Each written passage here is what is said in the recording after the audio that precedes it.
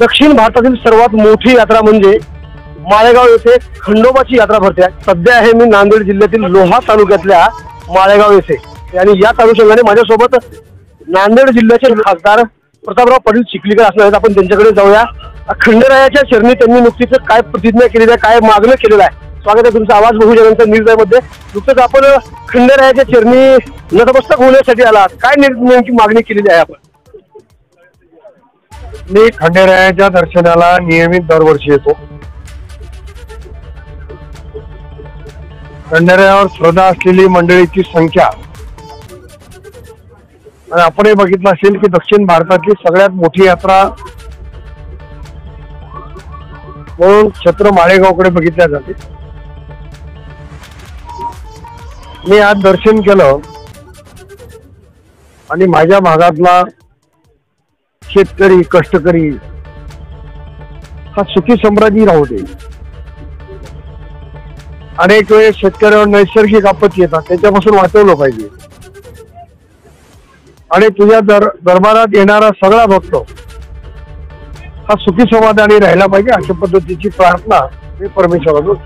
साहेब, मला सांगा, माळेगाव यात्रा या गावाला जसा पाहिजे तसा विकास झाला नाही, इथले नागरिक बोलत आहेत, त्या घटनेकडे कसं बघता?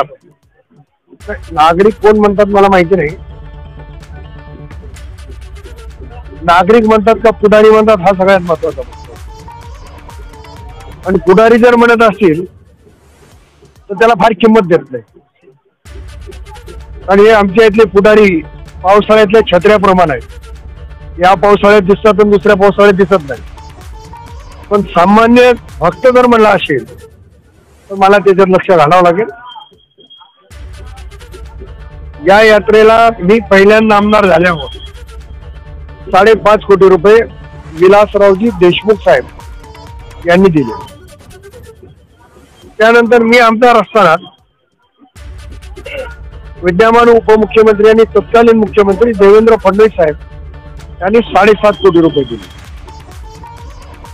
तेवढ्या निधीमध्ये जेवढा विकास साधणं शक्य आहे तेवढा साधलेला आहे।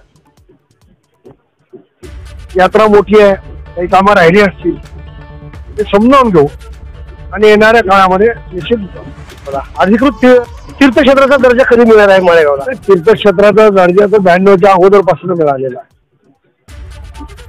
ब वर्गाचाही दर्जा मला वाटतं प्राप्त झालेला आहे। त्याच्यामुळं आम्हाला काही अडचण येईल असं मला वाटतं। आवाज बहुजनांचा।